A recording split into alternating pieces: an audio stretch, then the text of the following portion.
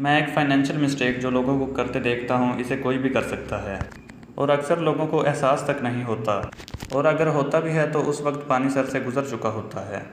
इस बात से कोई फ़र्क नहीं पड़ता कि आप सालाना 10 लाख रुपए कमा रहे हैं या 10 करोड़ रुपए कमा रहे हैं। ये गलती आपको हमेशा के लिए गरीब रख सकती है, और अगर आप दौलतमंद भी हैं तो ये गलती आपकी दौलत में कमी कर सकती है। तो ये मिस्टेक क्या है? ये गलती लाइफस्टाइल इन्फ्लेशन यानी तर्ज़ ज़िंदगी का अफराते ज़र का शिकार होना है। मैं आपको एक मिसाल के ज़रिए इसको समझाने की कोशिश करता हूँ। ये अली है और अली जॉब करता है। इस जॉब से अली सालाना 10 लाख रुपए कमाता है। वो अपने ज़रूरी अखराजात पूरे करने के लिए सालाना तकरीबन 8 लाख रुपए खर्च करता है, जिनमें खाना, रहायशी अखराजात, इसकी कार, गैस और बिजली के बिल और इंश्योरेंस वगैरह शामिल हैं। ये वो चीज़ें हैं जो मामूल की ज़िंदगी गुजारने के लिए ज़रूरी हैं और इनके बिना गुजारा मुश्किल होता है। और बकाया 2 लाख रुपए वो छुट्टियों, गिफ्ट्स, नए कपड़े ख़रीदने और कई ऐसी गैर ज़रूरी चीज़ें ख़रीदने में सर्फ करता है जो अच्छी तो होती हैं, लेकिन उनके होने या ना होने से आपकी ज़िंदगी में कोई फ़र्क नहीं पड़ता। बेसिकली इसे हम लग्जरी या अयाशी कहते हैं। अली अपनी सालाना आमदनी का सारा हिस्सा इसी तरह खर्च कर देता है। अली सेविंग और इन्वेस्टमेंट नहीं कर सकता क्योंकि आखिर में उसके पास पैसे नहीं बचते।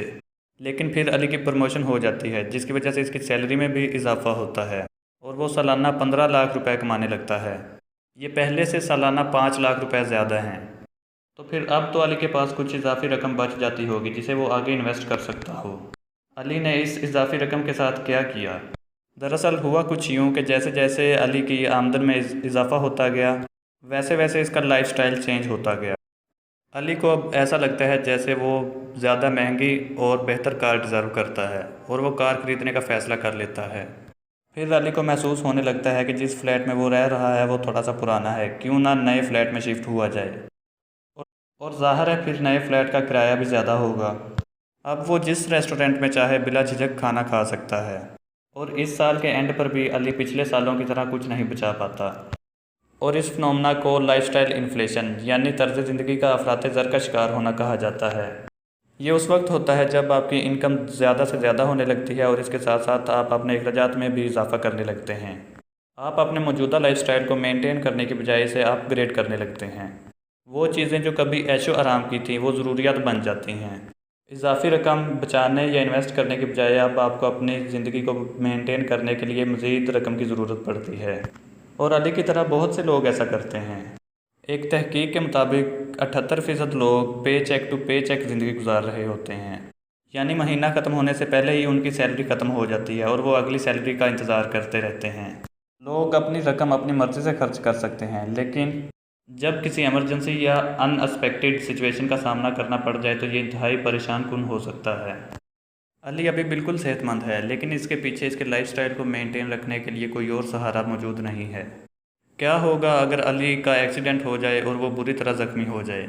अब अली तो पहले ही बड़ी मुश्किल से घर के अखराजात पूरे कर रहा है और ऊपर से इलाज मुआवजे के अखराजात अलग से आन पड़ेंगे।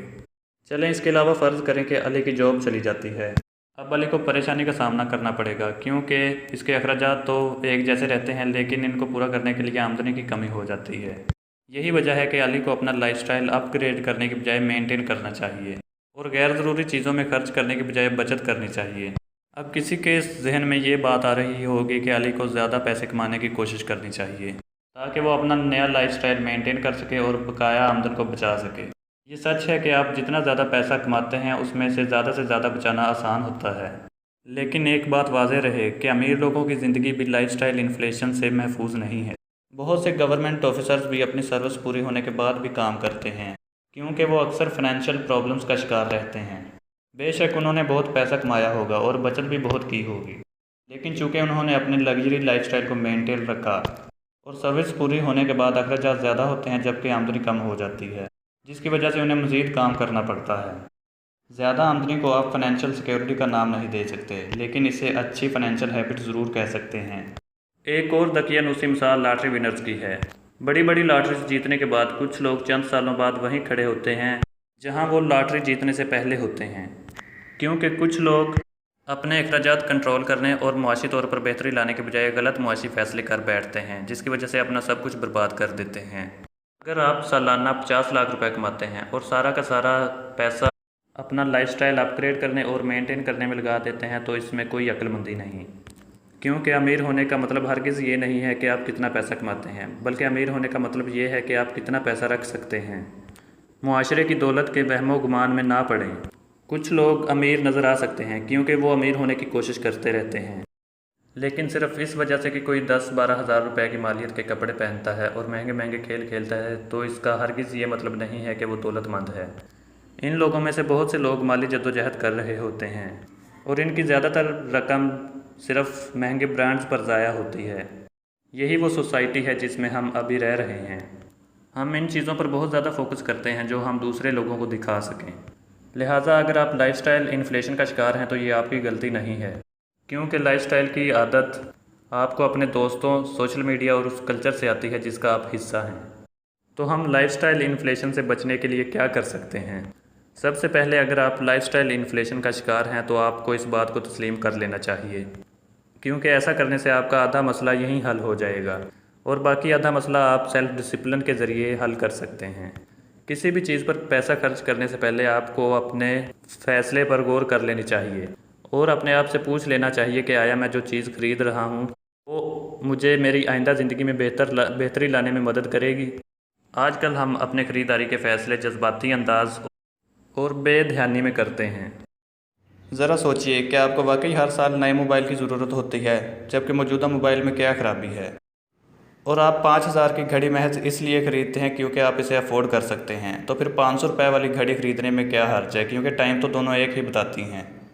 ऐसी चीज़ों पर पैसे ज़ाया करना बंद कर दें जो आपको लॉन्ग टर्म बेनिफिट नहीं दे सकती, क्योंकि पैसा कमाना मुश्किल है जबकि इसे खर्च करना आसान है।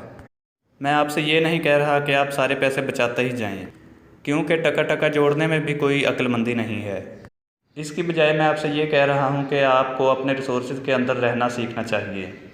जब आपकी सैलरी या इनकम में इजाफा हो तो आपको चाहिए कि आप अपना लाइफस्टाइल वैसे का वैसा ही रखें और इजाफी रकम को महफूज करते जाएं और आगे इन्वेस्टमेंट करें, क्योंकि हम नहीं जानते कि आने वाले कल में हमारे साथ क्या होगा, और ये सेविंग और इन्वेस्टमेंट आपको बहुत सी परेशानियों से बचा सकती है।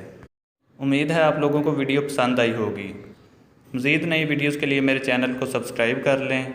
अपना और अपने प्यारों का ख्याल रखिएगा। अल्लाह हाफिज़।